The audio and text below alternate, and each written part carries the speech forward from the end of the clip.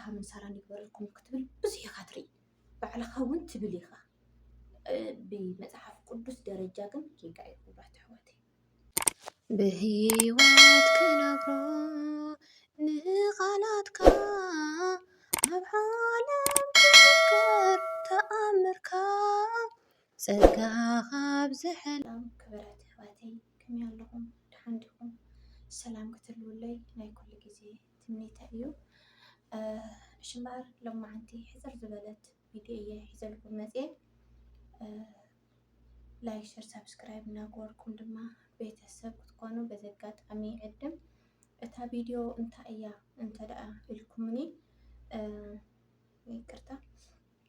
እታ ቪድዮ እንታይ እያ እንተደኣ ኢልኩምኒ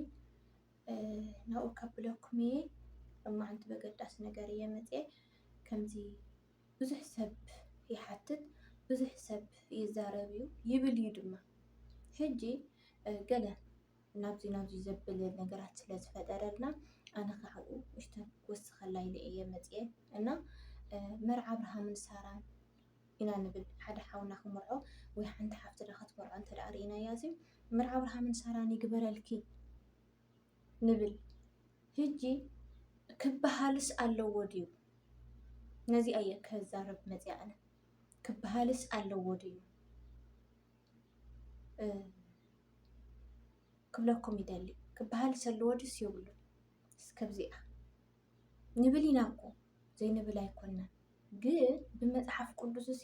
ከምኡ ዝብልስ ኣሎ ዶ የለን እዚኣ እየ ክብል ደሊ ኣነ ከምኡ ዝብል እሲ ክንረክብ ንኽእል ዶ እና ናብኣ እየ ከብለኩም ምሳይ ፅንሑ ብዝበለፀ መጽሓፍ እናንበብኩ ክነግረኩም እየ ኣብ መጽሓፍ ኣሎ ድየለን እውን ክንሪኦ ኢና ሓቢርና ላይክ ሸር ሰብስክራይብ እናገበርኩም ቤተሰብ ኮኑ ክብራት ኣሕዋተይ በስመ ስላሴ ሽምባር ኣብ ብዙሕ መርዓታት መርዓ አብርሃምን ሳራን ይግበረልኩም መርዓ አብርሃምን ሳራን ይግበረልኩም መርዓ አብርሃምን ሳራን ይግበረልኩም ክትብል ብዙሕ ኢኻ ትርኢ ባዕልኻ እውን ትብል ኢኻ ብመጽሓፍ ቅዱስ ደረጃ ግን ጌጋ ይኩባት ኣሕዋተይ ጌጋ እዩ ሕጂ ንምንታይ ጌጋ ልክና ብኸመይ ጌጋ ኮይኑ ኣቦና አብርሃምን ሳራን ጽቡቕ ሓዳር እንዲ ነይሩዎም ከምናቶም መርዓ ዝብል ሕቶታት ክመጽእ ይኽእል እዩ ንዑኡ ድማ ሕጂ ቀስ ብቐስ ከብረህልኩም ምሳይ ፅንሑ እሺ ካብ መጀመርታ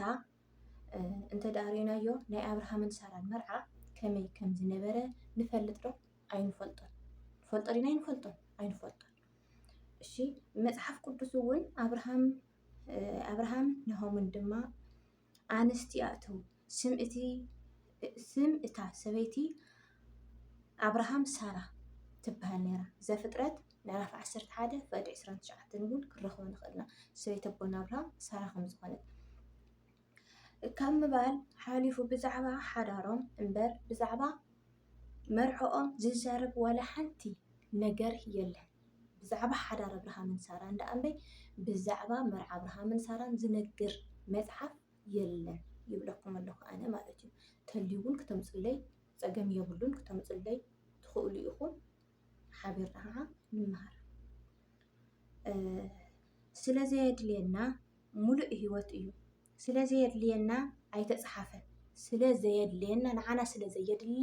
ኣይተፀሓፈን እወን ኣይተፀሓፈን ኣይረኸብናን መርዓ ሓንቲ መዓልቲ ሓዳር ግና ሙሉእ ህይወት እዩ ሰባት ንመርዓኦም እግዚኣብሔር ድማ ንሓዳር ይሓስብ ሰባት ንመርዓኻ እግዚኣብሔር ድማ ንሓዳርካ ይሓስብ ስለዚ ድማ መርዓ አብርሃምን ሳራን ዝበሃል ነገር የለን ስለዚ ድማ መርዓ አብርሃምን ሳራን ዝበሃል ነገር የለን ሕራይ እዚ ኣባሃህላ ምረቓ እንተኾይኑስ መርገም ዝገብሮ ነገር ድማ መርዓ አብርሃምን ሳራን ብፍቃድ ኣምላኽ ዘይነበረ ጎይታ ዘይባረኾ ግና ኣብ ኣምልኾ ጣዖት ሓዘሉ ግና ኣብ ኣምልኾ ጣዖት እናሃለወ ዝተፈፀመ እዩ እርግፅ ኣቦና አብርሃም ኣብ ናይ ኣምልኾ ጣዖት እንዳሃለየ ኣቦኡ ነዲኡን ናይ ጣዖት ኣምለኽቲ ምዃኖም ትፈልጡ ኢኹም እግዚኣብሔር ኣምላኽ ታሪክ ቀያሪ ታሪክ ናይ ኣቦና አብርሃም ክቕይር ግን ታይልዎ እቲ ጣዖታት ዝሰርሖ ዝነበረ ጣዖታት ምስ ሰበረሉ መን ኢኻ ምስ በሎ እቲ ዘሎን ዝነበረኒ ንዓ ንዓይ ተኸተለኒ ናብ ምድሪ ከልኣን ከውፀካ እየ ናይ ኩሎም ናይ ኣቦ ብዙሓን ክገብረካ እየ ኢሉ እግዚኣብሔር ኣምላኽ ክዛረቦም ከሎ ኣቦና አብርሃም ልቦ የተሸበረ ናይ ወለደይ ሰምዐን እቲ ጣዖታት ዝተሰባበረ ገዲፍዎ ናብ ወፂኡ ናብ ምድሪ ከልኣን ወፂኡ ስለዚ ሓዳር ገይሩ እናሃለየ ኣብ ጣዖት እናምለኸ ከሎ እዩ ሓዳር ገይሩ ዳኣ እምበር ኣብቲ ክርስትያናዊ ህይወት ምስኣተወ ይኮነን። ኣብዚ ሓዘን እሺ አብርሃም ሳራን ጣዖት የምልኹ ኣብ ዝነበሩሉ እዋን ቅድስና በረከት ኣምላኽ ምስኦም ስለ ዘይነበረ ነታ መርዖኦም ብጣዖት እምበር ብጎይታ ዝተባረኸት ኣይነበረት። ብታ መርዓኦም ኣዴና ሳራን ኣቦና አብርሃምን ክምርዐው ከለዉ ኣብ ናይ ጣዖት ከለዉ ስለ ዝተመርዑ እግዚኣብሔር ኣምላኽ ኣይባረኹን፣ መርዓኦም ኣይባረኹን። ሓዘን መርዓ ኣቦና አብርሃምን ሳራን ኣይባረኹን እግዚኣብሔር ኣብ ጣዖት ከለዉ እዮም ተመርዒዮም ወለዶም ጣዖታት ስለ ዝኾኑ ቅድስና በረከት አብርሃምን ሳራን ስለ ዘይነበረ መርዓኦም ጣዖት ኣይፈለጡን ኣይነበረን። እቲ መግለፂ በረከት ነበረ ኣስማቶም ግና ኣይተዋሃቦምን። አብርሃም ሳራ እውን ሳራ እናሃለወ ዝገበርዎ መርዓ እዩ። ድሕሪ ግዜ እዩ ናይ አብርሃምን ኣምላኽ ናይ ምድላይ ባህጊ ርኡ ባዕሉ ጎይታ ዝተገለፀሉ ካብ ጣዖት ኣምልኾ ዘኽብለኩም ፀናሕኩ ማለት እዩ። ጎይታ እግዚኣብሔር ኣምላኽ ካብ ጣዖት ናብቲ ናይ ሓቀኛ ኣምላኽ እግዚኣብሔር ቀውፅኦ ስለ ዝደለየ ጎይታ እግዚኣብሔር ተገሊፁሉ ነቦና አብርሃም። ስለዚ ድሓን መፅሓፍ ምንባብ ይግደፍ ይትረፈኒ ኣብኡ ከለኹ ገልፆ ማለት እዩ። ክብራት ተባዕታይ ንኽርድአና ኢለ ኣነ እኳ ዝዛረብ ዘለኹ ስለዚ ናብ ምድሪ ከነኣን ከውፅኦም ከሎ እግዚኣብሔር ኣምላኽ ምስ ኣደና ሳራ ሓዊሱ ክወስዶም ከሎ ወፂኦም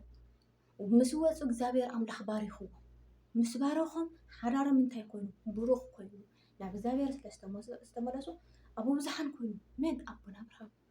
አብርሃም ኣቦ ብዙሓን ኢልና ንፅዋዕ ሓቀይ ኣቦ ብዙሓን ኮይኑ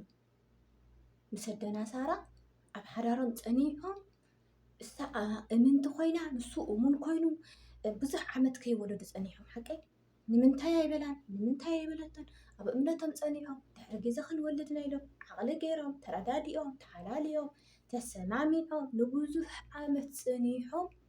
በቃ እግዚኣብሔር ኣምላኽ ባሪኽዎም ሓዳሮም ባሪኹ ዝተባረኹ ውላድ እውን ሂብዎም እና እንታይ ኢና ክንብል ዘለና ኣብዚ ግዜ እዚ መን እያ 2 ዓመት ብዘይውሉ ተፀኒሖም ስቑ ዝብሉ እታ ጓል ፍንጥርያ ትብል ትወዲ ፍንጥርያ ይብል መኻን እዚኣ እንታ ከገብራ ኣድጊ እንታይ ይበሃል ኣድጊ ድዮም ዝብልዋ ፅጋበኛ ከምኡታት ይበሃል ይቅርታ እዚኣ ዳሞ ፅጋበኛ እንዲያ እንታ ከገብራ ትኸይድና ወለዳ እዚ ዳሞ ከምዚ እንዲሁ ጌጋ ኣቦታትና ንብዙሕ ዓመት ተሓላልዮም ተሰማሚዖም ዝፀንሑ ዝነበሩ እዮም። ሓደ ውላድ እግዚኣብሔር ኣምላኽ ባሪኹ ሓደ ውላድ ተሂቡካ ንዓኻ ፀጋ እዩ። ኣቦና አብርሃም ካብ ጣዖት ወፂኩ እዩ ንዓለም ሙሉእ ከም ምድሪ ሓሸዋ ዘርእዋ ዘሎ። ኣንሕና እውን ሓደ ቆልዓ ተፀኒና ፀኒሕና ሓደ ቆልዓ እንተወሊድና እኮ በረከት እግዚኣብሔር ዝበዝሐ ክኾን ይኽእል። ኣብዚ ግዜ እዚ ግን ትፃወር ጓል የላን ዝፃወር ወዲ እውን የለን። እንታይ ትፀገም መርዓ አብርሃምን ሳራን ይግበረልኩም እናተባሃለ ስለ ዝኸድ ናይ ጣዖት ስለ ንህቦም ብዘይ ምፍላጥና ናይ ጣዖት ንህቦም ሓዳር ኢልናይ ንምርቆም ሓዳር አብርሃምን ሳራን ይግበረልኩም ኢልናይ ንምርቆም እንታይ ዳ ንብሎም መርዓ አብርሃምን ሳራን ይግበረልኩም መርዓ አብርሃምን ሳራን ብጣዖት ዘመን እዮም ተመርዑ ዘመን ዘይኮንኩ እኳ ይቅርታ ኣብ ጣዖት ከለዉ ሰዓት ኣብ ጣዖት ከለዉ ግዜ እዮም ተመርዑዮም ዳኣ እምበሪ ናብቲ ሓቀኛ ዘሎን ዝነበረን እግዚኣብሔር ምስ ኣተዉ ኣይኮኑን ተመርዑዮም ከለዉ እዮም ኣትዮም ሓዳሮም እግዚኣብሔር ባሪኹ ብፀሎቶም ብፆሞም ሓዳሮም ይባሪኹ። ስለዚ እንታይ ደኣ ክንብል ኣለና ዝብል ሕቶ ክተምፅሉ ኢኹም መጨረሻ ክንብሎ ዘለና መርዓ አብርሃምን ሳራን ዘይኮንና ክንብል ዘለና ሓዳር አብርሃምን ሳራን ይግበረልኩም መርዓ ዶኪማስ ድማ መርዓ ዶኪማስ ይግበረልኩም ሓዳር አብርሃምን ሳራን ይግበረልኩም እዚአን ክልቲአን እየን ክበሃላ ድግበን ምክንያቱ ዶኪማስ ከመይ ዝበለ መርዓ ገይሩ ንጎይታ እግዚኣብሔር ኣምላኽ ዓዲምዎ ኣብ መርዑኡ ተረኺቡ እግዚኣብሔር ምስታ ፍቅርቲ ድንግል ርህርህቲ ልዕልቲ ብፅእቲ ንብላ ቅድስቲ ድንግል ማርያም ኣዲኡ ብሓድ ኮይኖም ኣብቲ መርዓ ናይ ዶኪማስ ተረኺቡ ምስ ተረኸቡ መስተኡ ተወዲኡ ወይኑ ተወዲኡ ናይ ዶኪማስ ድሓረ እቲ መስተ ምስ ተወድአ ጎይታ መስተ ተወዲኡ ተባሂሉ መስተ ምስ ተወድአ እቲ መራቢን ማይ ሙልእዎ ኢሉ እግዚአብሔር ኣምላኽ ማይ ሙልእዎ ምስ በለ እቲ ማይ ወይኑ ኮይኑ ፀኒሑ ካብቲ ዝቀደመ ዳሕረዋይ ዝተ እግዚአብሔር ዝባረኹ ስዋ ወይ ከዓ ወይኒ ጥዑም ሙዑዝ ኮይኑ ፀኒሑ ስለዚ እግዚአብሔር ኣምላኽ ኣብ ናይ መርዓ ዶኪማስ ባሪኽዎ ተረኺቡ እቲ ንዓለም ዝፈጠረ እግዚአብሔር እዚ ኣብ ሓደ መን ኣቦና ዶኪማስ ተረኺቡ ስለዚ ክቡራት ኣሕዋተይ መርዓ ዶኪማስ ጎይታ ክርከቦ ጎይታ ክሕወሶም ቅድስቲ ድንግል ማርያም ክትሕወሶ መላእኽቲ ክመፁ ቅዱሳን ክርከብሉ ምእንቲ መርዓ ዶኪማስ ንበል ሓዳር ድማ ሓዳር ብርሃን ምሳራ ንበል ኣሕዋተይ ብዘይፍላጥና ንረግሞም ከይንህሊ ነቶም ዝምርዐው ዘለዉ ብዘይፍላጥና ጌጋ ንዛረብ ከይንህሊ ምእንቲ መርዓ ዶኪማስ ይግበረልኩም ቃል ኪዳን አብርሃምን ሳራን ይግበረልኩም ቃል ኪዳን አብርሃምን ሳራን ዝባረኽ እግዚአብሔር ንኹም ከዓ ቃል ኪዳንኩም ይባረኽ ኢልና ደኣ ንመርቆም እምበር ገለ ክሰምዑ ከለኹ ሰኣን ንእሽተይ ኣሜን ትቐርብ ምርቃ ድበሃል ንምንታይ ድዩ ንምርቕ ትምርቃ ከዓ ክበፅሐካ ኢኻ ኣሜን ትብል ሓቀይ እንተንጥፋኣት እንተንፅቡቕ እሞኸ ንፅቡቕ ዲና ንምርቕ ንሕማቕ ዲና ንምርቕ ናይ ጣዖት ዲና ንህቦም ዘለና ዋላስ ናይቲ ዘሎ እግዚአብሔር እና ክቡራት ኣሕዋተይ ቃና ዘገሊላ ማለት እየ ቃና ዘገሊላ ወንጌል ዮሃንስ ምዕራፍ 3 ኣሎ ወንጌል ዮሃንስ ምዕራፍ 3 ኣሎ ቃና ዘገሊላ መርዓ ዶኪማስ ይግበረልኩም ክንብል ከም ዘለና ሓዳር አብርሃምን ሳራን ከዓነ ኣብ ዘፍጥረት ኣለኩም እዩ ሓዳር ናይ ኣቦና አብርሃም ከመይ ከም ዝነበረ ኣብ ዘፍጥረት ካብ 16 ካብ 10 ድዩ ይቅርታ ካብ 10 ካብ ንላዕሊ ዘሎ ክሳብ 26 ፍቅዲ ዘሎ ክሳብ 19 ፍቅዲ ዘሎ ክሳብ ኣደና ሳራ ካብ 21 ትመውት ነበረት ኣደና ሳራ ዘሎ ናይ ኣቦና አብርሃም ኣለኩም ታሪክ ብምሉኡ ማለት እዩ እና ካብቲ ብዙሕ ብውሕድ እዚ እየ ክብለኩም ደልየ ስለዚ ኩላህና መርዓ አብርሃምን ሳራን ዘይኮና ሓዳር አብርሃምን ሳራን ይግበረልኩም ዶኪማስ መን እዩ ካበይ ዝመፀ ከይንብል እውን ቃና ዘገሊላ ማይ ተወዲኡ ማይ ከዓ ናብ ወይኒ ዝቀየረ እግዚአብሔር ኣምላኽ ምስ ህዲኡ ምስ ቅድስቲ ድንግል ማርያም ዝተረኸበላ መርዓ ናይ ኣቦና ናይ ዶኪማስ እዩ ዘወንጌል ዮሃንስ ምዕራፍ 3 ዘሎ ክትረኽብዎ ስለትኽእሉ ክቡራት ኣሕዋተይ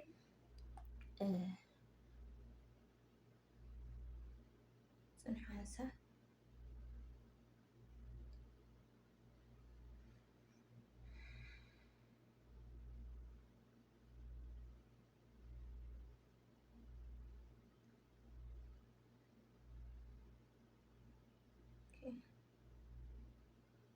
ይቅርታ ቃና ዘገሊላ ምዕራፍ 2 ይቅርታ ክቡራት ኣሕዋተይ ኣብ ኣዘራርባ እዩ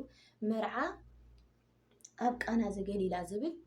ወንጌል ዮሃንስ ምዕራፍ 2 ይቅርታ ምዕራፍ 3 ይኸብለኩም ፀኒሐ ሓቀይ ምዕራፍ 2 ዘላ ኩላ ኣብኡ ኣሎ እንታይ ይብል ብኸመ እዩ ጎይታ ተሓዊስዎ እንታይ ዝብል ቃል ሂወት ይህብ ቃል ከዓ ይቀትል ስለዝኾነ ግን ንክንርድኦ ብመንፈስ ንክንርድኦ ክንፍትን ክንክእል ኣለና ክብል ይፈቱ በዚ ኣጋጣሚ ክቡራት ኣሕዋተይ እና ካብቲ ብዙሕ ሰብ ዝዛረቦ ክነስተኻኽል ምእንቲ ኢለ እየ መፅበይ ኣቦታት ይዛረቡ እዮም ብዙሕ እውን ሰብ ይዛረብ እዩ ግን ኣነ እውን መዓዝተይ ሓታ ንምሽ ኣይመለስኩልንን ሎማዓንቲ መዓልቱ ሰዓቱ ኣኽል ስለዝኾነ እየ መሊሰ ክዛረብ መፅእ ዘለኹ